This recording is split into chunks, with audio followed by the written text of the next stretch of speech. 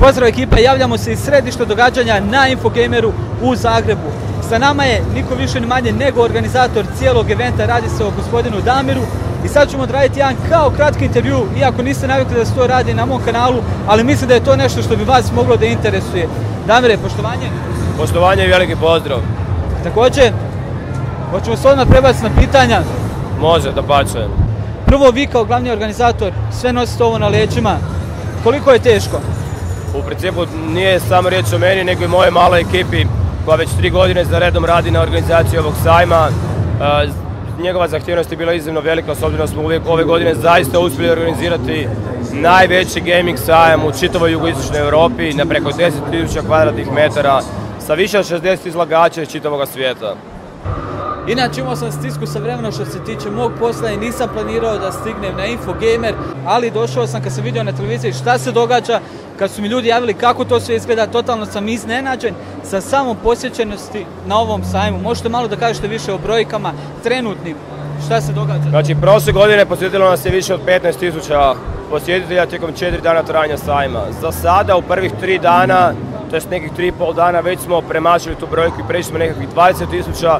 Očekujemo između 30 i 40.000 posjetitelja ukupno, čime će ovaj sajam postati jedan od najvećih u čitavoj Europi i vjerojatno najveći u čitavoj istočnoj Europi. Zvuči odlično. Reci mi samo u usporedbi sa prvim sajmom koji ste organizirali. Vi ste organizirali 3, zar ne? Tako je, ovaj sajam radimo već 3. godinu za redom. U principu, gotovo ga je smiješno uspoređivati sa prvom godinom. To je bila jedna dvorana, znatno manja, sa znatno manje atraktivnim sadržajem. Kao što ove godine možete vidjeti, radi se o 3 dvorane, o vrhunskoj produkciji. Stvarno stvari izgledaju na razini najvećih svjetskih sajma poput Gamescoma i E3-a i reakcije po tebe su fantastične. Možete mi sad samo objasniti, kad je velika toliko posjećenost, kad se nalazi toliko mladih developera na samom eventu, koliko je to važno za razvoj gaminga, općenito za razvoj igara? To je izuzetno bitno i nama je u principu jedan od najbitnijih segmenata taj da želimo poticati kroz događaj koji Reboot radi razvoj gaming industrije u čitavoj regiji. Tu se našlo više od 6 najvećih game developera iz regije i čak 20-ak malih nezavisnih indie studija koji rade na svojim projektima, koji pokazuju svoje projekte i koji međusobno surađuju. Odlično.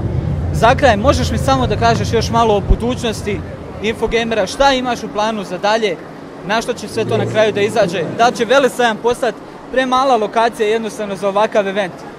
Velesajam za sada još uvijek ima kapaciteta za iduću godinu. Mi očekujemo u principu iduće godine da ćemo se proširiti na ponovno duplo veći prostor, čime ćemo postati bez konkurencije jedan od najvećih sajmova u Europi, čak bih rekao 3. ili 4. u čitavoj Europskoj uniji.